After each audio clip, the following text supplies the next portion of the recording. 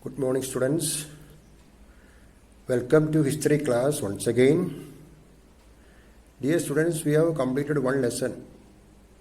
That is revolt, no? Revolt of 1857 or the first war of independence or the first anti-Raj uprising. That was our lesson. We have already learned the various causes for this uprising, like political, social-religious, economic, and finally we have learned about the military causes that led the revolt of 1857. We have learned about the various events of the war at various centers. Then we have learned about the results of this revolt. So please revise the lesson. What were the various causes for the revolt? Okay, in the political causes we have learned about the outright war. So please understand what is an outright war. Then we have learned about the Doctor of Labs. Please remember the meaning and the impact, or why did the Britishers introduce this act in our country. Okay, in this way you have to revise and remember the points. And regarding the results, we have learned what happened, what was the first result of the revolt? Company's rule ended. We have learned. Okay, the authority of the East India Company on India came to an end after the revolt of 1857. Company's rule ended. Please remember. And then we heard about the proclamation made by Queen Victoria. Queen Victoria made a proclamation, announcement, and through this announcement she promised many things to the people of India. So please remember this all. Okay. And then we heard about the army. In the army they introduced a number of reforms. They reorganized the army. How did they reorganize the army? Various points you have to remember. Okay, so please remember. And now we have read now one of the most important result of the revolt was a rise of nationalism. After the revolt, there was a growth of nationalism. Okay, that is our lesson. In this short video, I would like to give an introduction about the lesson and the various topics of this lesson, points. So lesson is growth of nationalism. Okay, there was a growth of nationalism. We will learn what we mean by the term nationalism. There was a growth of freedom movement in our country after the revolt of 1857 because of the various causes. Okay, there was a growth of nationalism or freedom movement in the country after the revolt of 1857 because of various causes. This is the lesson, growth of nationalism in our country. We will learn about the various causes for this rise of freedom movement or the spirit of nationalism or the feeling of what we can say patriotism in the country after the revolt of 1857. Okay, we will learn the reason. And finally, first of all, we will learn about the reasons for the growth of nationalism in our country.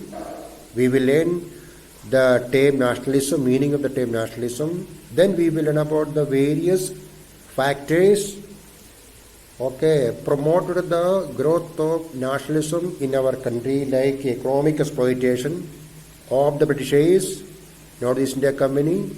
We have learned East India Company's rule ended after the first war of independence. Okay, so listen. So, but the Britishers did not stop their economic exploitation. This economic exploitation was one reason for the growth of nationalism in our country. How did they exploit the resources of the Indians? Or we can say, how did their economic exploitation affect the various people like peasants or farmers, artisans and craftsmen, working class, the educated Indians? Okay, they all were the victims of their economic exploitation. Second point, repressive colonial policies. What do you mean by repressive colonial policies? Repressive or oppressive, policies introduced by the Britishers in India were not supporting the Indians. Colonial policy, British colony, Britishers policy. You will learn about a Lord Ripon. Here, okay, Lord Lytton. Picture is there. This is the picture of Lord Ripon. Another picture is about Lord Lytton. Okay, there is a picture of Rajaram Mohan Roy. Rajaram Mohan Roy was a great reformer. Jyotiba Phule was another reformer. You will learn they're all paid by these two reformers for the growth of nationalism in India. Not only these two, Swami Vivekananda, Swami Dayananda Saraswati, Rajaram Mohan Roy, Jyotiba Phule, all played a great role for the growth of nationalism. Lord Lytton, Lord Lytton and his policies. Lord Lytton was a very, very anti-Indian viceroy, cruel viceroy. We already know what viceroy, you know. Okay, so that they're all paid by Lord Lytton. Okay, Lord Ripon, Rajaram Mohan Roy, Jyotiba Phule, and many others were there. And they played a great role for the growth of nationalism in India. And finally, we will learn in this lesson the formation of the Indian National Congress. Formation of the Indian National Congress. Indian National Congress was the political party formed in India in 1885, and then onwards the party was leading the national movement. Okay, before the formation of the Indian National Congress, there were some political parties that also we will learn. After that, we will learn about the role played by Indian National Congress in order to achieve the freedom. Okay, the various leaders, all we will learn in this lesson. So this is a lesson about the growth of nationalism. Okay, growth of nationalism in our country. I will explain in the next video. I will explain the meaning of the term nationalism. Then we will learn the various causes for the growth of this nationalism in India. As we have learned economic exploitation. Okay, repressive policy of Lord Lytton. You will learn the policies introduced by Lord Lytton in India was one reason for the growth of freedom movement in our country. One by one we will learn.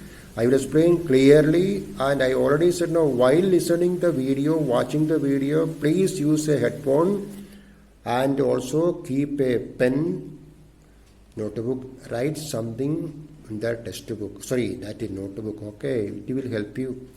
Main points only, not all the thing. Okay, this is the introduction, growth of nationalism. We will learn afterwards. Thank you.